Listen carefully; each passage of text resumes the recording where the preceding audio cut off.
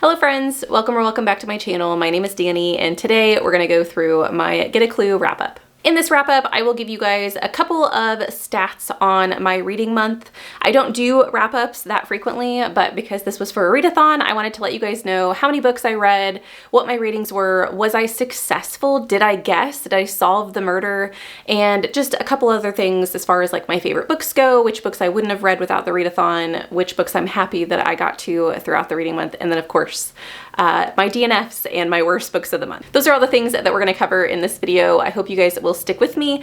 Let me know in the comments down below what was your favorite read of the month of February. Starting with some general statistics, the total amount of books that I read in the month of February was 20. This doesn't actually show on my Goodreads. I think Goodreads says that I read 15 because I don't log my manga reads on Goodreads. I always just log them separately in a spreadsheet. I don't know why. It's just something that I've always done. I prefer to use Goodreads for novels, novellas, and things like that. And I log my manga elsewhere. And so I did have 20 total reads, including the manga, and 2 DNFs for the month. My average rating for this month was a 3.937.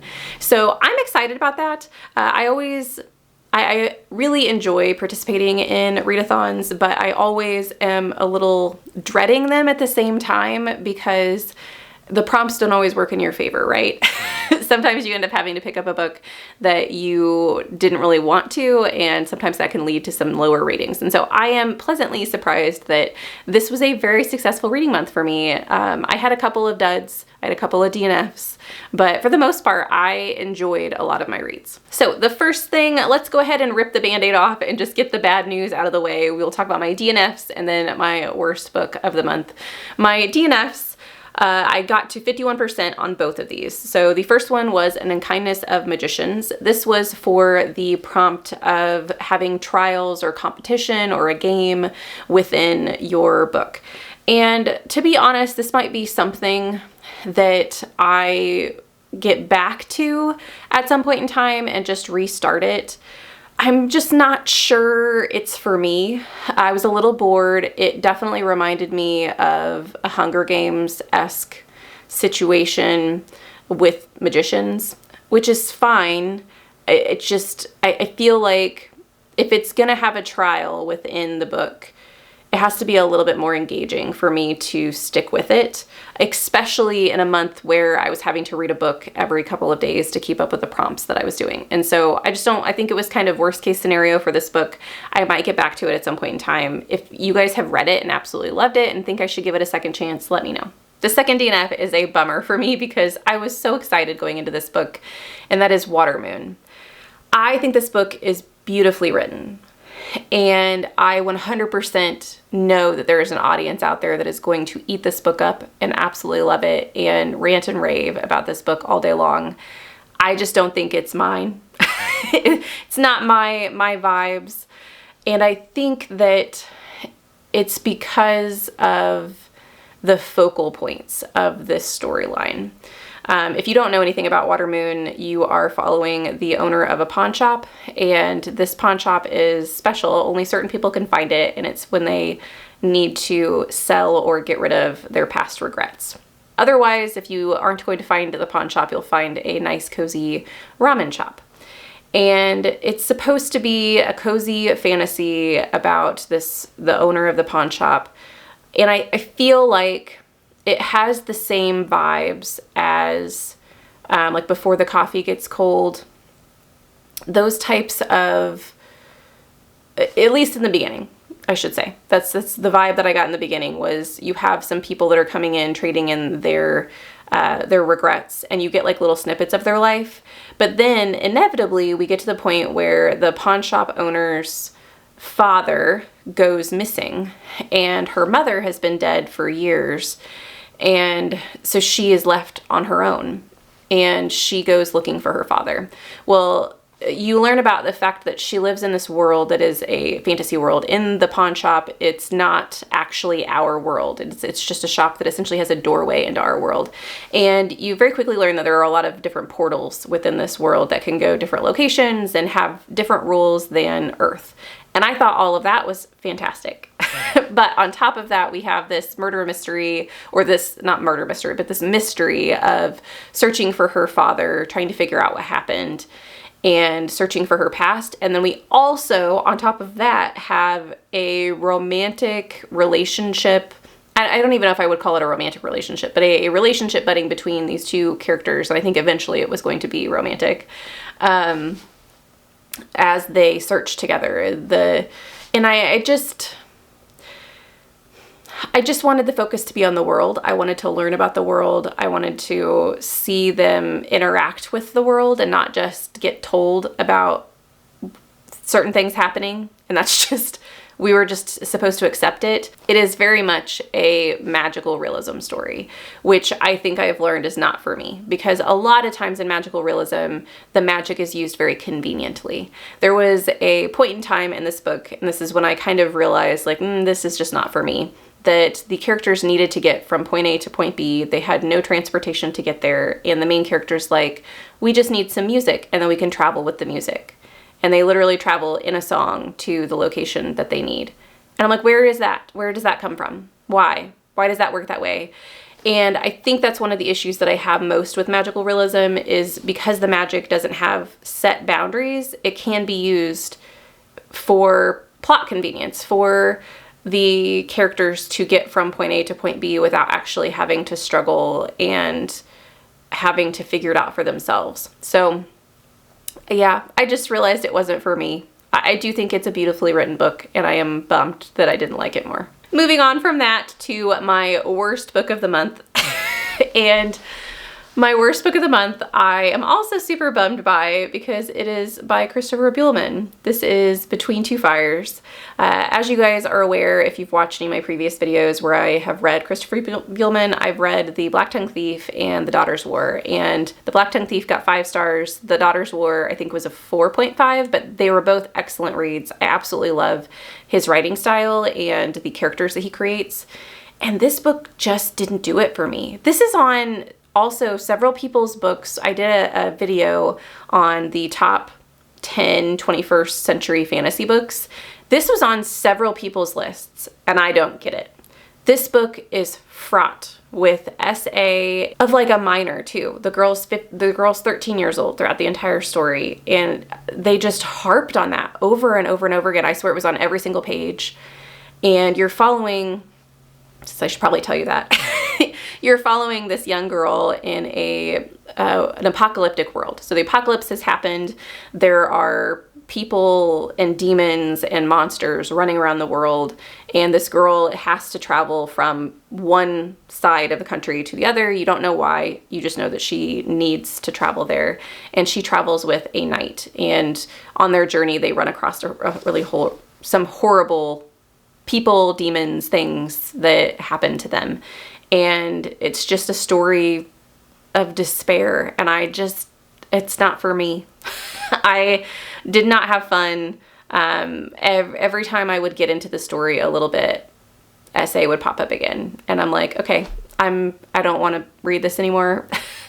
So I rated it a 2.5 star because there were some redeeming qualities as far as interest and the relation to the character, I guess the relationship that forms between the girl and the knight who are traveling. There were some really also poignant scenes about grief and sacrifice and death that I really appreciated, but it was just surrounded by things that kept pulling me out of the story and were just very horrifying. So this is absolutely fantasy horror if you are into fantasy horror, which I usually am. I just don't like it in that I don't like seeing SA used as a character development device, I guess. It's kind of how I felt this was being used, was that it was to show the resilience of this young girl. And I just don't think it was necessary. I feel like there were more creative ways that we could have made this world horrifying than that. So yeah, this is a bummer for me. On to the better side of this video, which are the books that I enjoyed reading. So the first book I will talk about is A book that I would not have read without this readathon, because I always think that that's really cool about competitive readathons is you do end up picking up stories that are a little out of your comfort zone and that maybe would never have made a TBR. And so I had the prompt of, well, actually everyone had a prompt. If they were a senior detective, everyone had the prompt of picking a book that had glass on the cover. And I picked Sipsworth for this. This is a story about an elderly woman who is aging and is very lonely in her home. Her husband has passed away many, many years ago, and she does not have communication with any family members. I believe her son also had passed, and she lives by herself in this little neighborhood, and she finds a mouse in her house, and it is the story of the friendship of this little old lady and this mouse. And I just thought it was really cute. I totally understand that this book is not going to be for everybody. It is very stream of consciousness. You are in her head and you get to hear all of the thoughts. So at the very beginning of the story, it's a lot of her talking about why she does certain tasks, why she's lonely. She gathers other people's trash and puts it into her house and looks through it to see if there's anything that she can salvage. And she'll talk about why she does that, why she gives herself tasks every day. She even has these moments where she talks about walking out in her nightie in the middle of the night in freezing weather just so she can feel alive. And I can see why people, if they were going to read this book, wouldn't enjoy those moments because they're not written in a normal way. I honestly compare this book to Death in Her Hands. Now, Death in Her Hands definitely has a more ominous tone than this story does. The story is much more cozy in tone. But in both of those storylines, you are questioning the mental fortitude of the woman whose brain you are in the head of. Now, obviously, in the case of Sipsworth, it is a story of friendship, whereas in Death in Her Hands, if you guys haven't read that storyline, she is constantly thinking that there is a murderer in the midst, and so it's definitely darker. But I found Sipsworth to be such an endearing story and one that is full of hope, which I really enjoyed. And this is definitely a story that I most likely would not have picked up without this readathon. Next, I wanted to give you guys 3 books from this readathon that I am just grateful that I got to this month. So they are books that I have had on my TBR that maybe I just hadn't picked up. And this readathon gave me an excuse to do that. All of these are shorter reads. And so sometimes when I am in, the reading mode that I'm in, I like chunky reads, and so some of the shorter reads do kind of go by the wayside, and I haven't been picking them up. This year, that's not been the case. January and February, I've definitely picked up a lot of shorter books, but that's why some of these were on my list. So one, I know that this isn't a singular book, but I'm just going to shout it out. I did read the first 5 books in the Wayward Children series during this readathon, and I really like it. I won't say that it's a favorite.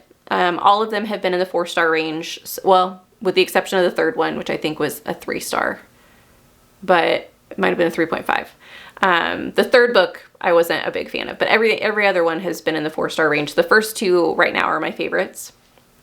And yeah, I've really enjoyed it. If you guys haven't read the Wayward Children series and you like fantasy books, specifically portal fantasy, you might give it a try. It's a really short novella series. Each book is under 200 pages, at least so far. The ones that I've read have been under 200 pages, about these children that all have their own fantasy worlds that they have been a part of, but they have been exited out of their portal worlds, and they have to figure out how to live in regular society while they search for their portals again. And some of them find their portals, some of them don't, but they need to learn how to cope while they're in our world. And I found the series really endearing. I like all of the different characters. I like the fact that Shannon McGuire, who is the author, has taken the opportunity to make this large cast of characters in this school of wayward children, and how that has allowed her to pick and choose which characters get books. And I'm a little bummed. I really wanted a book for Christopher, and I've been told that there is a novella, or not a novella, a short story for Christopher, and so we don't know if he's going to get his own novella. And I really would like one because he's one of my favorite characters. But yeah, I've enjoyed my time, so I'm glad that this readathon gave me an excuse to finally pick up that series. I also, on the same vein, because I picked up the Wayward Children series during the chaos weekend that we had, where we were just trying to read as many books as we possibly can in 48 hours. I also picked up the first 2 volumes of Freyrin, which is a manga series featuring an elf who is 1,000 years old, and she has traveled with this band of people for 10 years.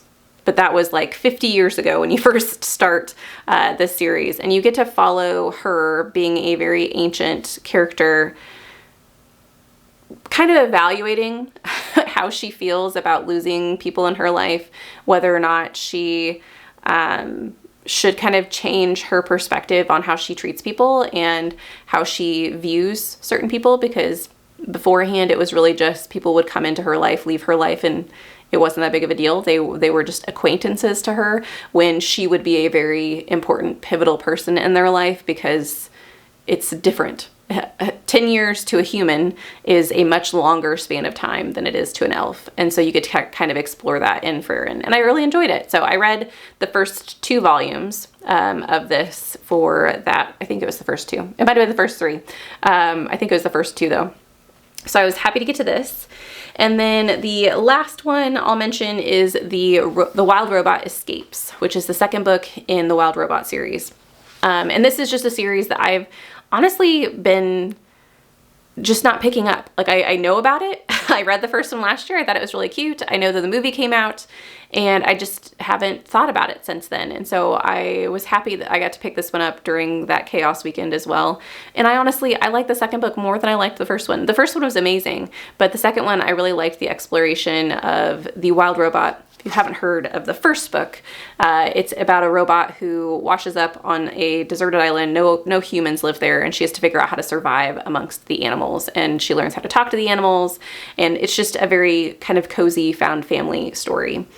In the Wild Robot Escapes, well, I don't even know if I want to tell you because I don't want to ruin anything that happens in the first book, but you follow the same robot, and you get to really see her in a different light, and you get to see the relationship between her and, I don't know how much information I want to give you.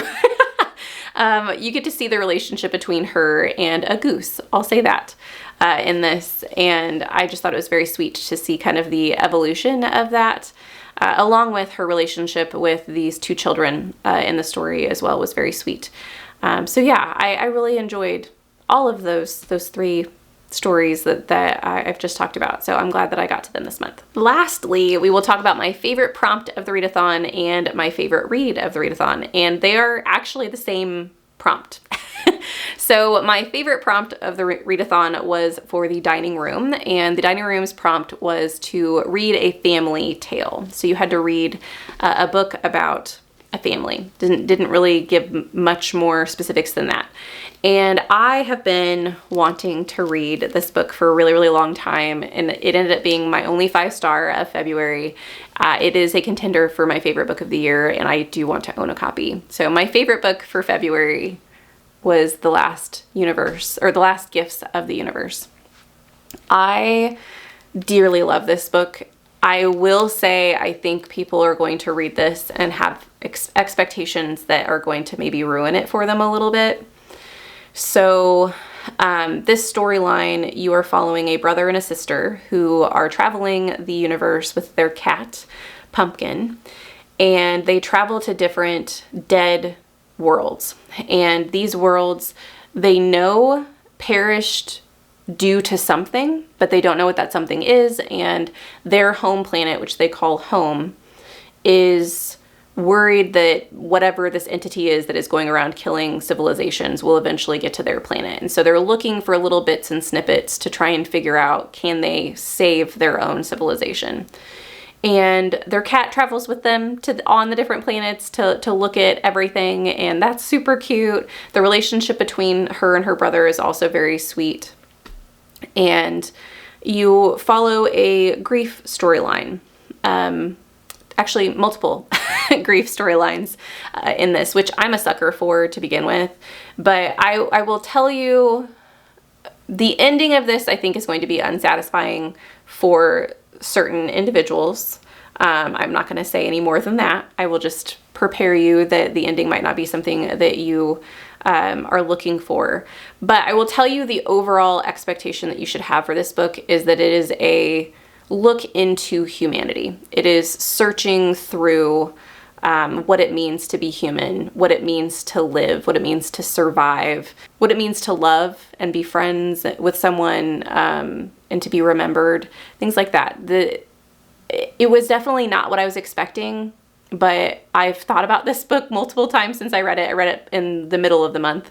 And yeah, I want to reread it and relive in the moment, which I know it's going to be different upon reread because I know what happens, but I still think that I will enjoy it for years to come. So I am excited that I did get to this read in February, because it's a shorter book. It's one that's been on my list for a little bit, but it's just never been one that I've picked up, and it was perfect for the family prompt, so it worked out for me. Those were my favorite reads, my worst reads from the month of February. Get a clue, I will let you know that I did solve the murder.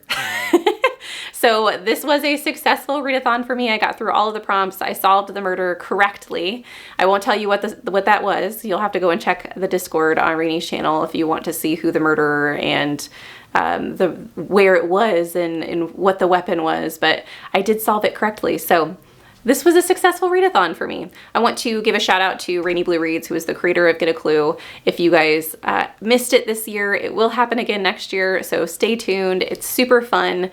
Let me know if you guys participated in the comments down below. If you didn't participate, just let me know what your favorite read of February was. And if you're not feeling chatty, just leave me a little cat emoji in the comments so I know that you guys are here with me. Thank you so much for watching this video. I hope you have a lovely evening, and I will see you in the next one. Bye!